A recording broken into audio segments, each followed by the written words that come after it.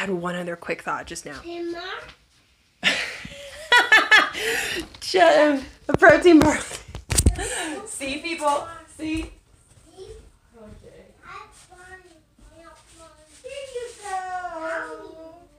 It was yummy. It was yummy. Here's some more. Here's some more. That's so funny. I bet I can unplug. I probably have enough juice to unplug because it's just a quick thought. I was talking with one of my besties, Ari, earlier today, and we got to talking about, being more mindful, and, I was complaining to her, I was telling her about how I had complained at first about this sponge, and I didn't get things clean, and yada yada. Well, my dishes had dried up avocado and dried up beans on them, and I hadn't soaked them or pre-rinsed them in any kind of way. And so they were tough, dirty dishes, and I was just being really hard on this sponge. And so I got to thinking, I thought, you know what? If I just rinse off my dishes, and my dishes aren't crusted with food, it'll be, and I maybe pre-soak them before I wash, the sponge is going to work just fine. Because when I did that, the sponge was wonderful, and I adjusted to how it was a little bulkier and thicker than a regular toxic sponge. Let's just call it like it is. Toxic for the environment. And this is number 1. I'm going to set that aside. Rinse it out anyways.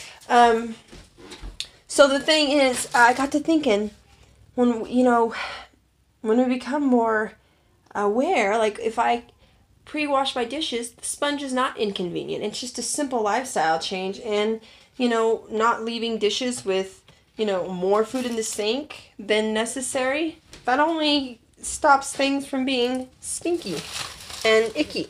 I gotta compost this. I need my compost. Oh, it's right here. And I had another thought, but then I started cleaning, because as soon as I don't clean and I just sit down and talk, then stuff doesn't get done, and then Warren ends up needing me. So let me just bring my compost. Here. The little mini compost for in the house that I just throw my kitchen scraps in. I got to thinking, as we, become more reasonable, things that seemed unreasonable are not. We manage our time better. I went to throw some trash in the trash can. Here's the thought. Here it is, 2 minutes and 43 seconds later. And the trash can doesn't have the bag. And I thought, oh, well, that's what a waste. I'm just throwing out the plastic trash bag, or maybe reusing it if I can. And I thought, well, they have biodegradable ones. And then I thought to myself, oh, those are so expensive, my gosh, And then I thought, I'm sorting my trash. I'm composting now. We've always had recycling since we moved here. Got this house. I thought, why the heck can't I be more mindful of what I throw away?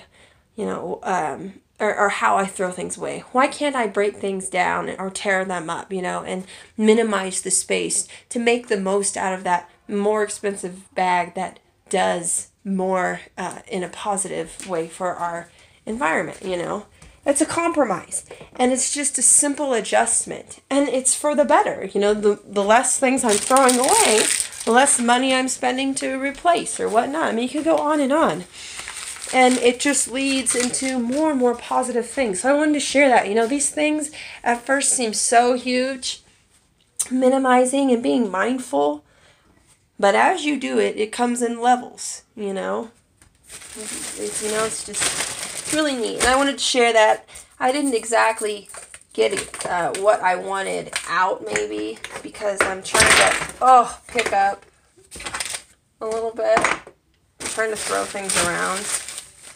I think I need to put this bread in the fridge.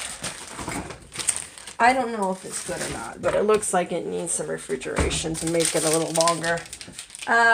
Protein bar there. So yeah, just a thought, be patient. As you can see, look at me. Look how much clutter I have. I'm not, Mrs. Perfection here. I live like every other average American for the most part. I mean, I was more, I don't want to brag, but I tried to be more mindful starting back in like 2000. I think it was like even 2013 or so. No, it's about 2014. you know, I really got it. That's when I first learned about Joseph Tyndall. Hope I'm not butchering that. And his studies on man's impact on our ozone with the very start of the automobiles and the trains and whatnot. You know, I was really into it. I just followed all that. You know, Roots and Shoots, the program that Jane Goodall does. And so my heart was always there, you know. And all of our hearts are there. That's why a lot of us, we bring reusable bags to the store. You know, we do, or we say, oh, don't waste, you know. We do. But we're just like barely cutting the corners, you know, of this. We could just really bring the radar in, you know, to this small point. And just, there's avocado smeared on my arm. I just noticed that it's green avocado. It's like an artist.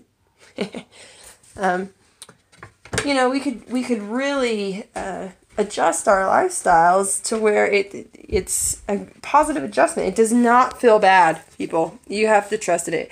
You don't have to look like me. You don't have to do the things I do. You could have your own fashion. You know, like reducing and doing your best is just reducing and doing your best. You don't have to fit some stereotype. You know, I mean, I just gleeked when I said stereotype. I'm sure everybody saw that. So, I'm going to keep it. I'm not taking that out. I'm not taking the gleek out of the video shoot.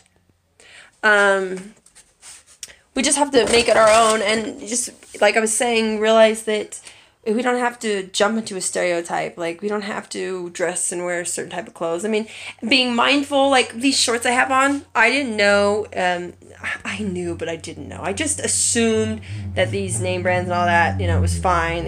We bought them. It was okay. They're expensive. It can't be something bad. But you know what? I was listening to Gary Yourofsky. That's my neighbor. Sometimes he just sits in his driveway and revs his engine like just like that, like over and over and over. I think he's excited that he got his new engine in this 93 Honda Accord or something, or Toyota. I don't even know what Patrick knows, but I don't know if anybody heard that revving. Anyway, I was talking about something and I forgot because I'm just all over the place, multitasking. Yeah. Oh, Nike. I was listening to Gary Yourofsky. I really hope I don't butcher his name. On one of my videos, I called him, it was like Gary S or something. That's what I said in one of my other videos. He talked about Nike, you know, and the sweatshops and, you know, the labor. And I just was like, yeah. And not just, you know, you want to wear your Nike, you know, it is, you know, you wear your Nike. But just to think deeper on it, you know, I'm going into Carhartt. I'm going into all aspects and brands, okay? Calvin Klein, okay, Nike, all this. They're just name brands. They're just brands and designs that are said to be the best, the most comfortable, the most efficient, and lucky for you, you get to have a name on there that's associated with expensive or well-known, you know, high quality. When it's irrelevant. It really is irrelevant. And I wear these shorts because I bought them before I was vegan and they still have some life in them. I think I'll probably just drop them off at a thrift store here eventually and get myself just some other cotton shorts or whatever other type of shorts I want. If they want to do polyester like this or whatever. But I don't have to get a name brand or a brand, to the best of my ability, I know that it isn't exploiting people. It gets difficult, you know. People sometimes fall into that category. Well, it's all exploited, so we can't really, you know. We cannot fall into that one because then we're doing nothing. You know. What did the women who couldn't vote say? Well, nothing's changing. No, there's nothing going on. So let's just give up. No, they had no shot and they kept fighting and made a chance, you know. Same with slavery. People fought and wanted to give up, and some people did give up. Let's not forget this, people. You might be one of those people that doesn't care, that it doesn't matter, you know, and you want to give up, or you say it's on someone else, man. Well, you know what? I would be terrified to be the one that made that decision, and then long after I'm gone, the world be hurting and in a worse place and not have pulled through for our species to live here. I would really hate for that. I hate the thought of that when I'm gone, for that to possibly have happened. You know? So my philosophy is, I know what's right. The science is there. Trying to study. Dr. Greger, Dr. Clapper. We can go on and on and on. There's so many great doctors. And the studies that took place years ago and extensively that are consistent. And all of everything that I read about the vegan lifestyle is now happening to me and matching up. It's wonderful. So even if it wasn't the right thing to do, whatever, okay?